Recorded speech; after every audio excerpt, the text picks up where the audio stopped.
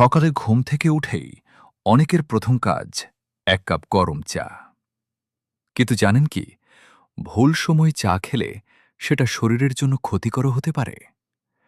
চা খাওয়ার সবচেয়ে ভালো সময় হল সকালে নাস্তার ৩০ মিনিট পরে। এ সময় চা শরীরকে সতেজ করে, মন ভালো রাখে আর কাজের এনার্জি বাড়ায়। বিকেলেও এক কাপ চা ক্লান্তি দূর করতে দারুণ কাজ করে। তবে খালি পেটে চা খাওয়া একদম ঠিক না।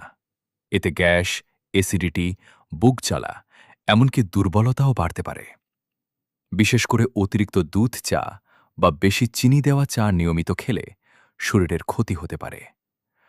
আর একটা গুরুত্বপূর্ণ বিষয়, রাতে ঘুমানোর ঠিক আগে চা পান করা এড়িয়ে চলুন।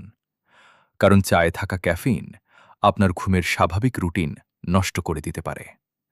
ফলে সকালে উঠে ক্লান্ত লাগবে, মনোযোগও কমে যাবে। তাই চা খান, কিন্তু সঠিক সময়ে। সঠিক সময়ে এক কাপ চা শুধু স্বাদই না, শরীর আর মন দুটোকেই রাখবে ফ্রেশ ও প্রাণবন্ত।